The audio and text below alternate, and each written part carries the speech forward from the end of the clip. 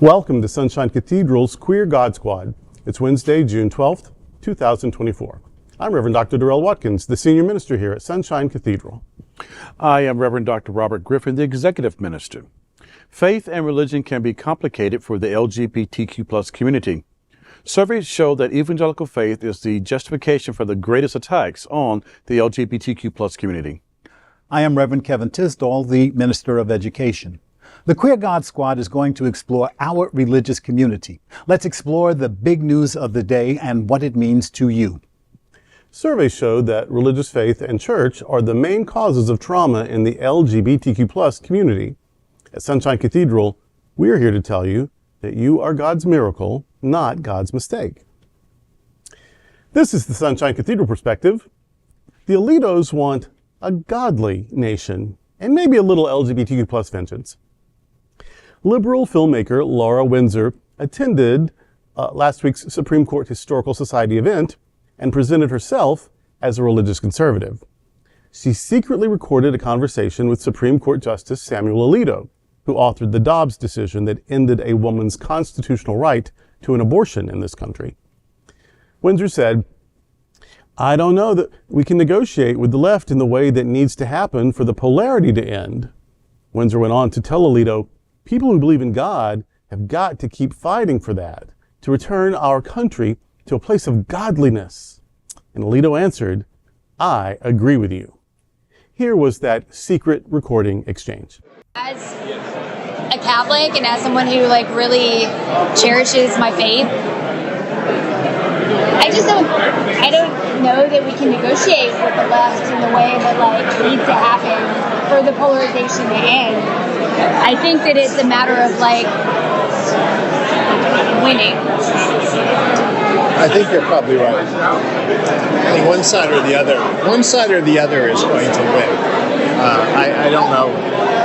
I mean, there can be a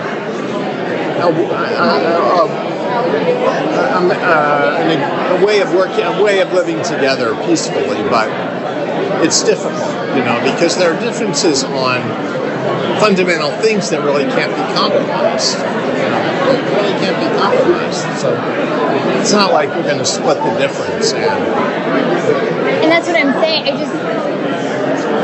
I think that the solution really is winning the moral argument. People in this country who believe in God have got to keep fighting for that, to return our country to a place of godliness. Oh, I agree with you. It's noteworthy that Chief Justice Roberts answered the exact same Christian nationalism question in a completely different way. You don't think there's a role for the court in guiding us toward a more moral path? No, I think the role for the court is deciding the cases. If I start, would you want me to be in charge of guiding us toward a more moral path? That's for the people we elect. That's not for lawyers. Well, I guess I believe that the founders who are godly, we're Christians, and I think that we live in a Christian nation, and that our Supreme Court should be guiding us in that path. Yeah, I don't know that we live in a Christian nation. I know a lot of Jewish and Muslim friends who would say maybe not, and it's not our job to do that. It's our job to decide the cases as best we can. Alito has been severely criticized for his lack of political independence on the court. One example is that his home flew the U.S. flag upside down for support of January 6th leading up to Biden's January 20th inauguration. He blamed his wife. He and his wife have extensively talked about a neighbor that flew flags and that they display political flags in protest. That neighbor is gay. In the secret recording, Alito's wife, Ann Alito, talks about her anger on media reporting and that they will get even. Everything that you're going through, I just want to tell you that it's okay. Yeah. It's okay. It's not okay though. It's not okay. It's okay. It's okay because if they come back to me, I'll get them. I'm going to be liberated, and I'm going to. What do you mean by gay? There's a 5-year defamation statute of limitations. I don't know what you mean by gay. Yeah. Oh, okay. Come on, I'll get you. Come on. Finally, Alito connects the dots. over displaying protest flags because of the queer community. You know what I want? I want a Sacred Heart of Jesus flag because I have to look across the lagoon at the Pride flag for the next month. Exactly. And he's like, oh, please don't put up a flag. I said, I won't do it because I'm deferring to you. But when you are free of this nonsense, I'm putting it up and I'm going to send them a message every day. Maybe every week I'll be changing the flags. There'll be all kinds. I made a flag in my head. This is how I satisfy myself. I made a flag. It's white and it's yellow and orange flames around it. And in the middle is the word vergogna. Vergogna in Italian means shame. Queer activists today are making the point about connecting the dots. Her imaginary flag to come shows red and yellow flames with an appeal to heaven to counterbalance the LGBTQ pride flag she must look at this month. The Alitos comments leave the Queer God Squad wondering if Justice Alito can be an impartial jurist. Where are the LGBTQ people in his godly nation? I think those comments are so self-damning. I mean, it's almost redundant to say anything about them. That was truly horrifying. It's funny to me that her weapon of choice is the Sacred Heart of Jesus. That'll show them, because it's like it's like water on the Wicked Witch of the West and the Wizard of Oz. Like if they were just exposed to anything sacred, anything that represents anything holy, we'll just melt away. That'll show us. Meanwhile, the Sacred Heart of Jesus is the image that we get the phrase bleeding heart from.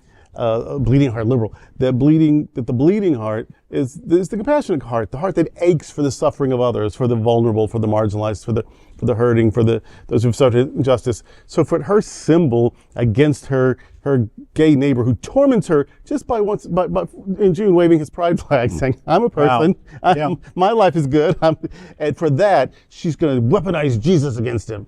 And I think that's a terrible Christology. I think it's a terrible anthropology. I think she may be a terrible person.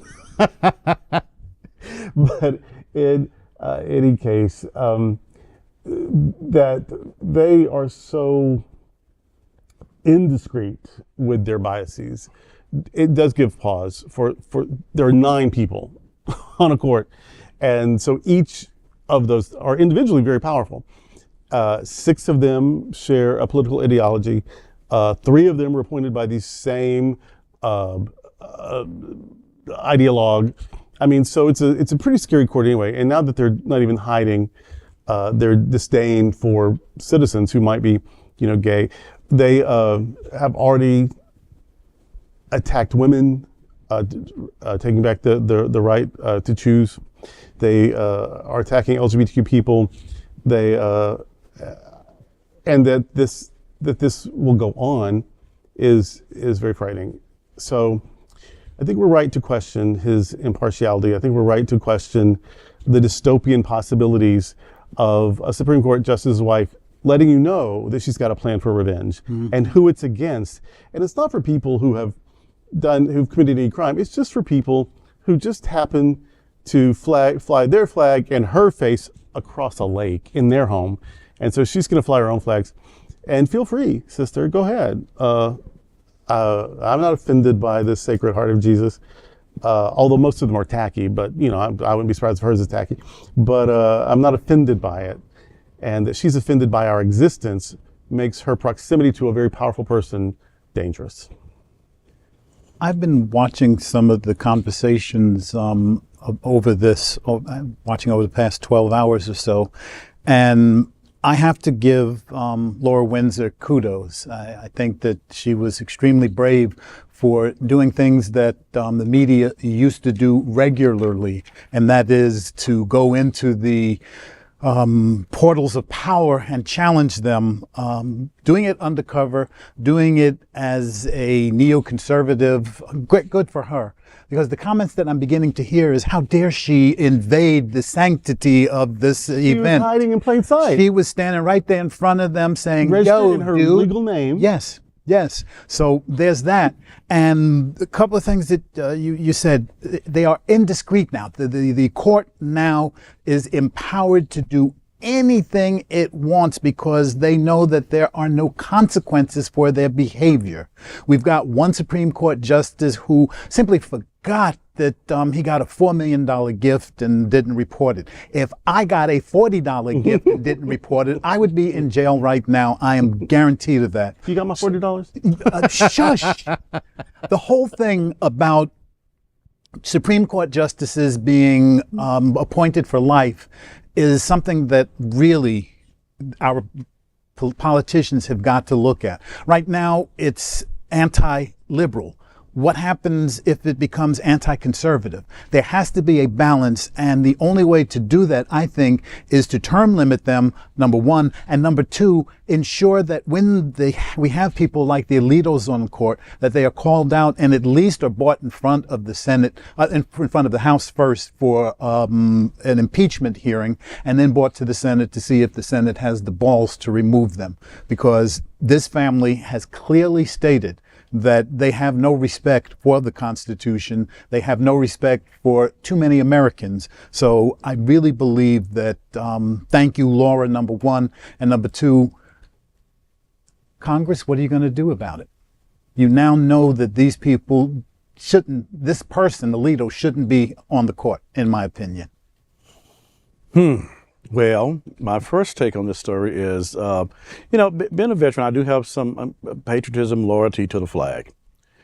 And if you want to fly the flag upside down, and what that represents is a nation in distress, yes, your personal distress does not represent the nation.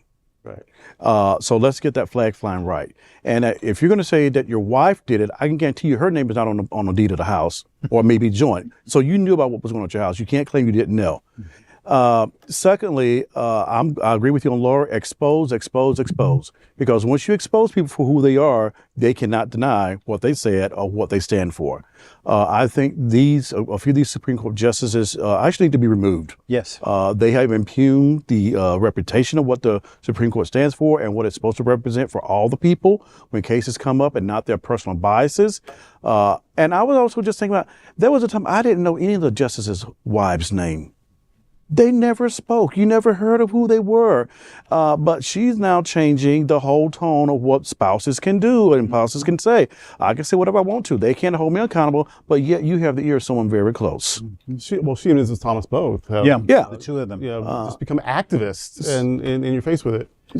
And he addresses that, Mr. Alito. I guess Justice Alito, addresses that also in the same situation, because he talked about another place with this same Windsor, that the court's bad reputation, that people don't trust the court, and it's because of the media. Because all they do is just, say mean things about us and complain all the time. Complain. And now people don't trust us.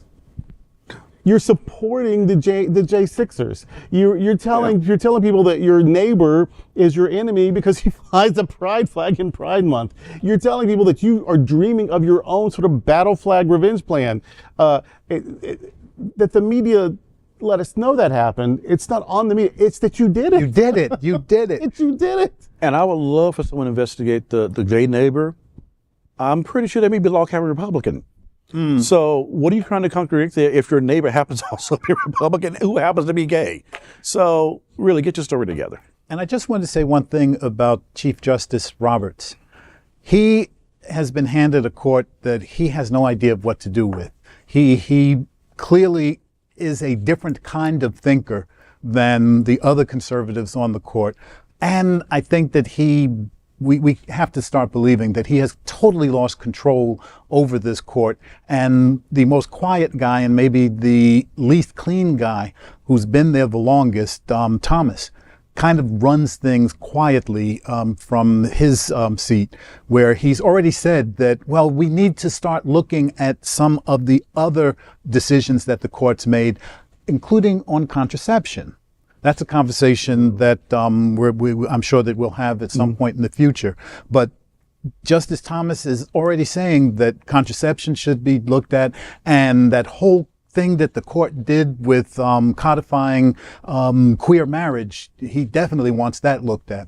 So Roberts is the Chief Justice, only in name at this point, and when you listen to what he said to Laura, he's actually the purest jurist of the six of them. Yeah.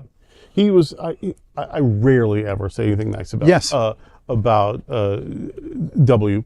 Bush, but looking back compared to what happened after him, he wasn't the worst. He was not the worst. He used to be the worst, but then worser came. But one thing he did right, I questioned at the time, is that he did make Roberts the Chief Justice, and I thought he just got on. You can't put someone on the court and make them in charge. But he was young, and I think he knew he'll be here a long, long time, and he might be able to. Maybe he saw what was coming. Maybe he saw where his party was going, and so to put a sane person who was young and would have a long tenure, if it wasn't a strategy, it was a happy accident. Yeah. And maybe this Chief Justice will hold his other fellow colleagues accountable to some degree at some point. Or do what he can. But this really is a religious tribunal at this point. Hello. This is an ecclesiastical court trying to legalize the dogma of Roman Catholicism. I forget how many of them on the court are Catholic, 6 or 7. A vast majority are Roman Catholic. The one Jewish person died. And so this is a very Catholic court. And their values are very Catholic, and they are trying to make the country not be Catholic. They don't care about what you believe or if you take the communion. They just want you to follow Catholic ethics. And the reason the court became so powerful is because of during the civil rights issue, we couldn't get fair legislation, Jim Crow, blah, blah.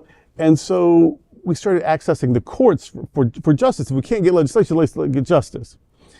And now over time, of course, they take a plan and they flip it.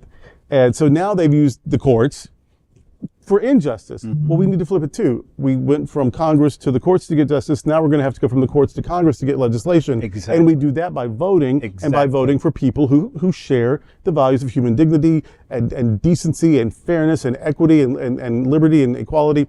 And so we went to the courts in the 50s, 60s, 70s because we had to. And now we may have to show up at the ballot box like we're real citizens because we're going to have to.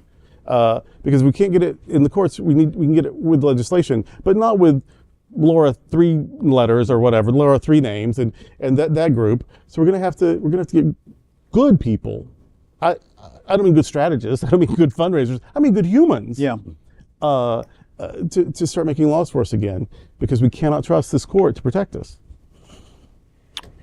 November's coming.